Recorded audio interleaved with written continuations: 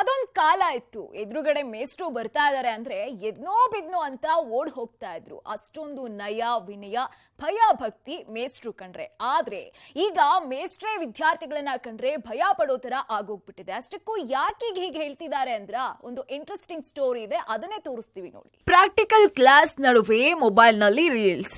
ರೊಚ್ಚಿಗೆದ್ದ ಪ್ರಿನ್ಸಿಪಾಲ್ರಿಂದ mobile piece. Yes, ಶಾಲಾ ಕಾಲೇಜುಗಳಿಗೆ ಮೊಬೈಲ್ ಕೊಂಡೊಯ್ಯಬಾರ್ದು ಅನ್ನೋದು ನಿಯಮ. ಮೊಬೈಲ್ ಕೊಂಡೊಯ್ದು ಸಿಕ್ಕಿ ಬಿದ್ರೆ ಮೊಬೈಲ್ ಕತೆ ಅಷ್ಟೇ.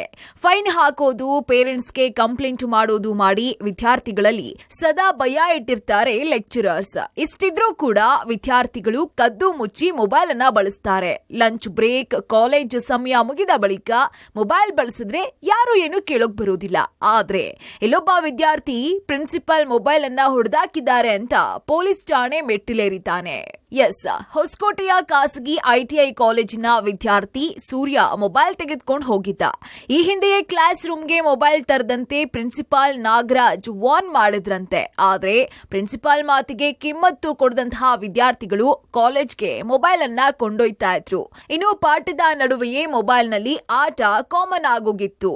ಒಬ್ಬ ಹುಡುಗ ಮಾತ್ರ ಒಂದು 4 ಟೈಮ್ಸ್ ನಾವು ವಾರ್ನ್ ಮಾಡಿದ್ರು ಕೂಡ ನಮ್ಮ ಕಾಲೇಜಲ್ಲಿ ತರಗತಿ ನಡೆಯುವಂತ ಸಮಯದಲ್ಲಿ ರೀಲ್ಸ್ ಮಾಡುವಂತದ್ದು, ಫೇಸ್ಬುಕ್ಗೆ ಹಾಕುವಂತದ್ದು, ಈ ತರ ಎಲ್ಲ ಮಾಡ್ತಾ ಇರ್ತಾನೆ.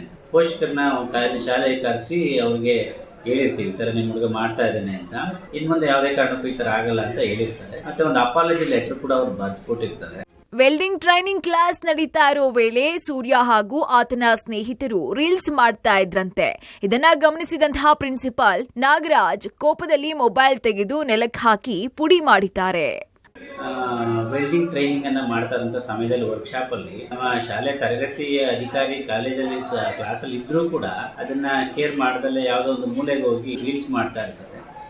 ಸೊ ಅದನ್ನು ಗಮನಿಸಿದಂತ ನಮ್ಮ ಟ್ರೈನಿಂಗ್ ಅಧಿಕಾರಿ ಆ ಮೊಬೈಲನ್ನು 4 ಸರಿ ವಾರ್ನ್ ಮಾಡಿದ್ರು ಕೂಡ ನೀನು ಇದೇ ಮಾಡ್ತಾ ಇದೆಯಾ, ಕಂಟಿನ್ಯೂ ಮಾಡ್ತಾ ಇದೆಯಾ ಅಂತೇಳಿ ಅದನ್ನು ಹೊಡೆದಾಕಿರ್ತಾರೆ.